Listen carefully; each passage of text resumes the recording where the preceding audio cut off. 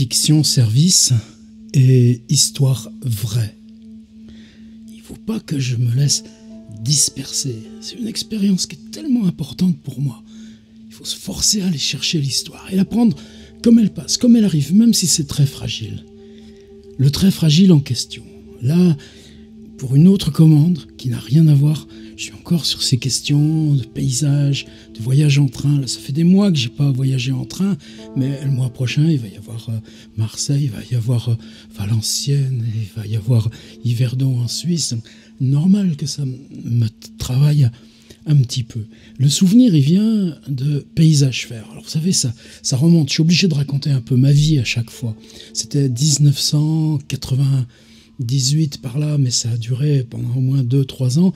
Avec un photographe, Jérôme Schlomoff, où tout seul, on faisait Paris-Nancy. Le vieux train qui s'arrêtait un petit peu partout. Il partait à 8h de Gare de l'Est, il arrivait à 11h18 à Nancy. Après, il y aurait le TGV.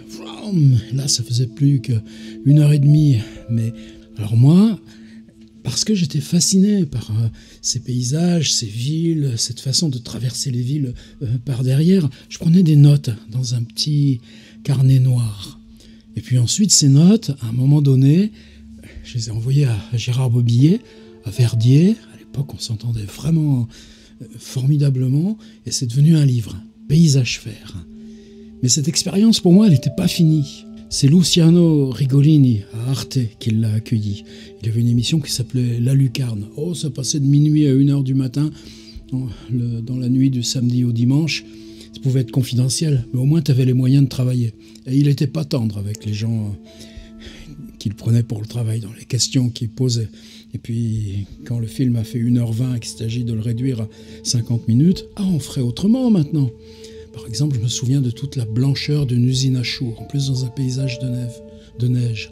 Tu es entièrement dans un endroit blanc, les hommes blancs, sauf les mains, sauf les visages, sauf les machines.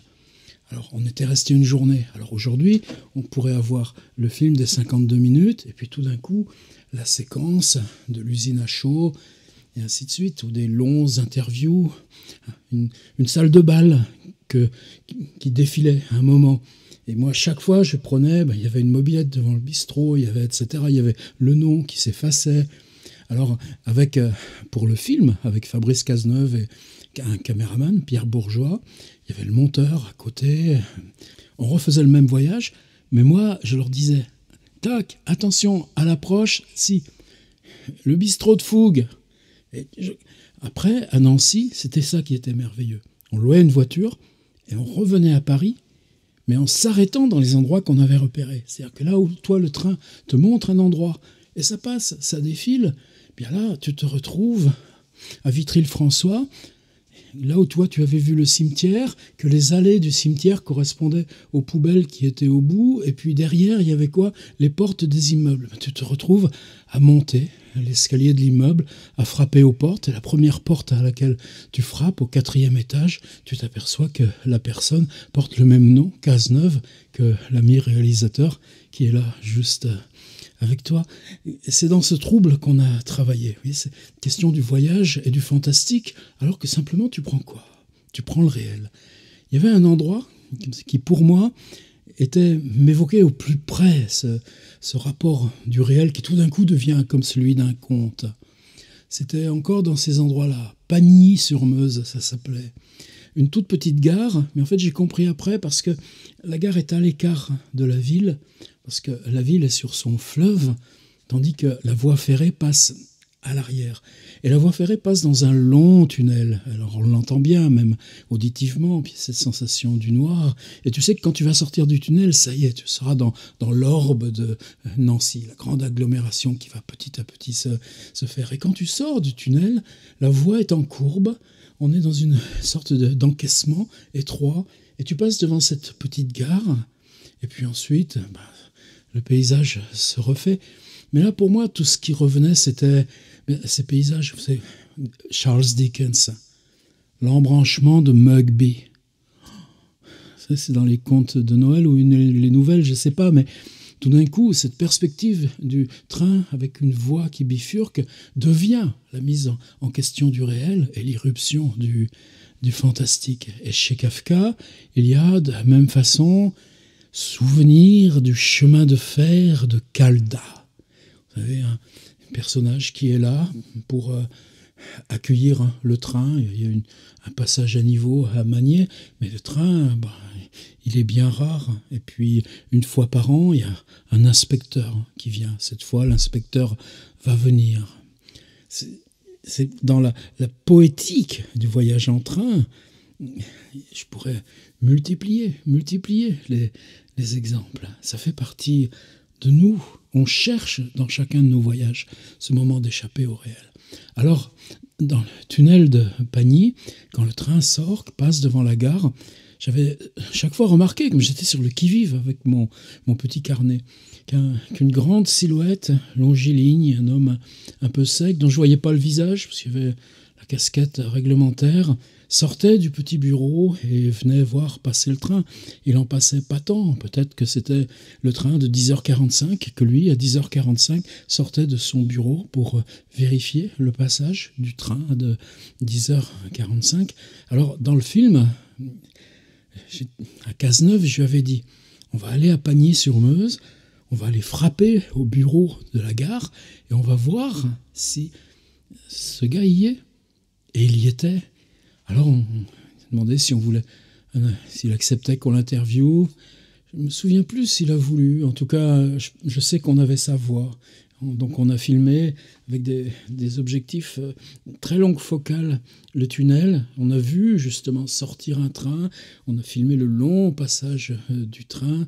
Il y avait toutes les déclinaisons sonores. On a beaucoup travaillé sur le son. On a refilmé l'entrée du tunnel depuis le pont routier qui passait au-dessus. Et dans mon souvenir, de la même façon qu'on avait rencontré aussi l'homme qui gérait les 50 kilomètres de canal avec les écluses, avec le brise-glace, figurez-vous qu'il y avait un bateau pour briser la glace l'hiver, un brise-glace là, ou je ne sais plus où, dans ces coins-là, dans la Meuse.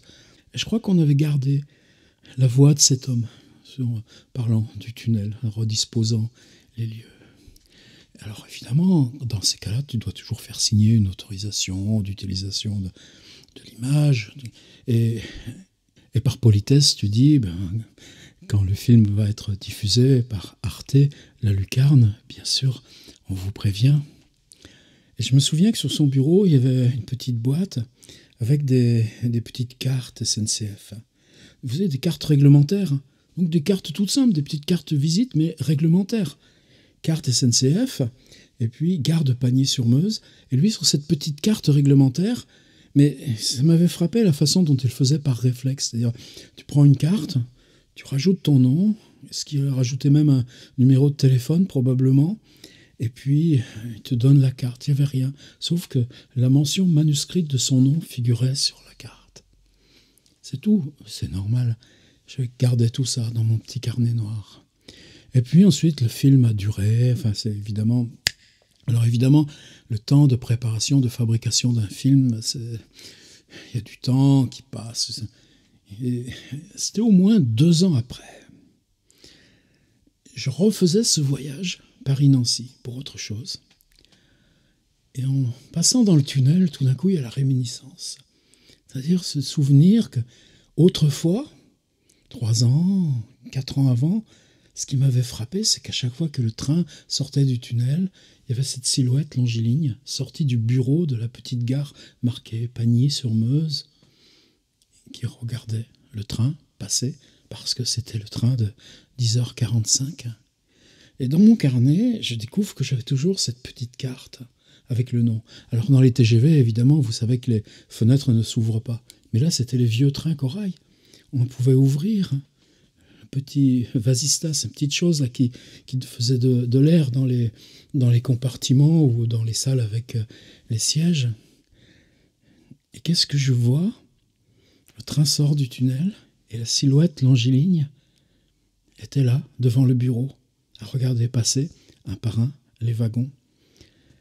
J'ai ouvert la petite vitre, cette petite vitre à bascule, j'ai passé ma main, et je pense que dans ce grand train qui passe, et puis en plus, il en passait peu, une main qui passe de la vitre Ça doit pas être si fréquent.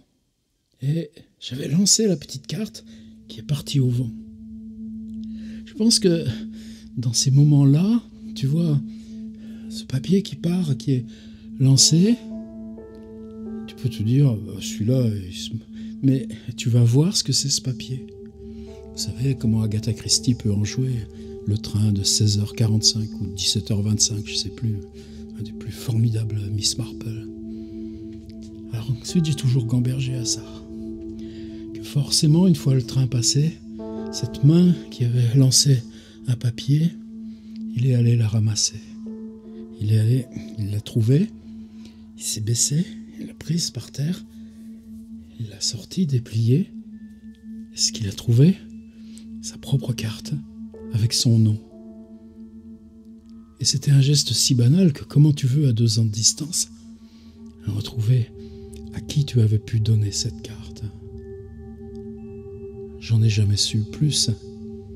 Mais quelquefois, c'est pas la question de comment lui a interprété cette carte qui lui arrivait, alors que ce train, tous les jours, il le voyait sans que jamais une main. C'était plutôt se dire, toi tu continues ta vie, tu continues tes voyages, tes trains, et c'est quoi, dans ta vie à toi, la main qui sort et qui lance la petite carte.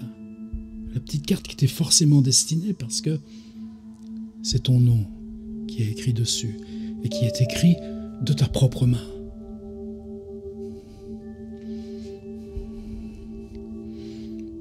Je vous remercie beaucoup de ces partages.